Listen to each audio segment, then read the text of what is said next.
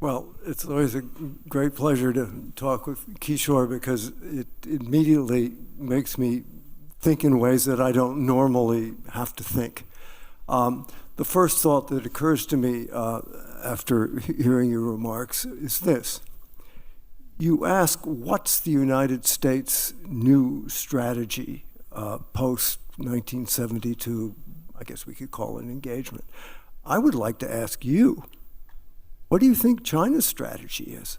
What are they after? Because actually, this is a dance between two partners. It isn't just up to the United States, as I'm sure you would agree.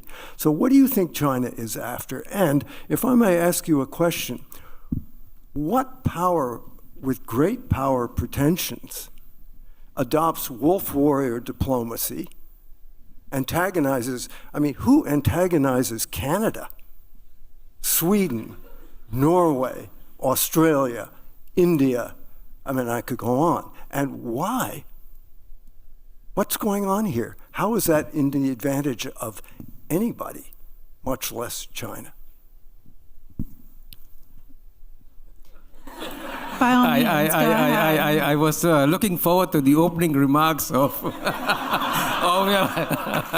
Forgive me, Kishore, I thought you would have some 7 minutes of prepared remarks. I don't want give to me give some you time any to bait. think. But I'm very happy, Orville, to answer your question. And if you don't mind, again, forgive me for doing this.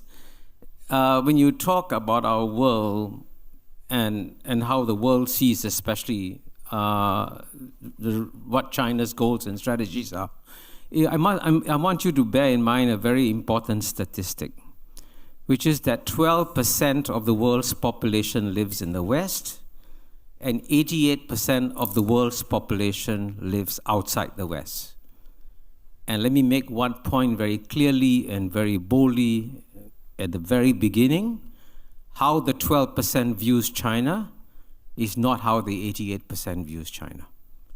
And so, for example, when you ask about what is China trying to accomplish, and if you want to if I can share with you what I pick up from my conversations with my fellow Asians, with Africans, with Latin Americans, they see that China is trying to come back once again as a strong civilization, which it once used to be. And China, he knows better than I do. He's the China expert. By the way, I'm not a China expert. Let me emphasize that one time, immediately. I'm a China observer. And of course, we have to be China observers because in Southeast Asia, as you all know, geographically, the power that is going to have the greatest impact on us clearly is China. Just sheer proximity. Just as Latin America will live in the shadow of the United States of America, Southeast Asia has to live in the shadow, actually, of China and India, I must also emphasize. So our perspective, and that of other Africans, is that we've seen this civilization for 4,000 years go up, go down, go up, go down. And so the return of China is just part of a long 4,000-year history of dynastic cycles. And when the Chinese civilization goes down, it can go down very, very badly. And I think Orville knows better than any of us that they went through one of the worst centuries, the century of humiliation from 1842 to 1949. But it's not normal for the Chinese civilization to underperform for so long. It's much more normal for them to come back after a while. So what we see, therefore, from Southeast Asia, is the return of a civilization that we have seen for centuries go up and down. So this is a natural return. Now, so when China tries to claim a place in the world as one of the great powers, is a perfectly natural development. Now, you mentioned things, you use words like wolf warrior diplomacy. And what's interesting is that while the term wolf warrior diplomacy is so frequently used in the Anglo-Saxon media, and as you know, the Anglo-Saxon media, let's be very blunt about this, has a very jaundiced view of China, and the rest of the world discounts what the Anglo-Saxon media says about China. What the rest of the world does is to look at what China does and then deal with it. And at the end of the day, you will notice that countries have a choice.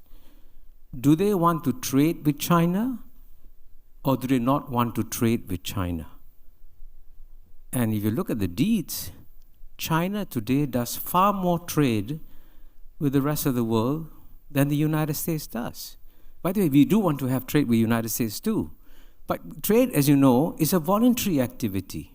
But it benefits the countries that do it. So you take a country like Brazil, which is much, much closer to the United States than it is to China. 20 years ago, it took Brazil 1 year to export $1 billion to China. Today, it takes Brazil 60 hours to export $1 billion to China. So why shouldn't Brazil have a normal trading relationship with China? So you can see, therefore, the point I'm trying to suggest to you is that if you look at many of the countries in the global south, not all, at many of the countries in the global south, they're very happy to have normal relations with China, and they have no difficulties. The difficulties have come, as I said, primarily between the United States and China for understandable reasons. This is what would happen when you have a great power shift. And I actually think that in some ways, just as what the United States did towards China was predictable, China's responses towards the United States are also predictable.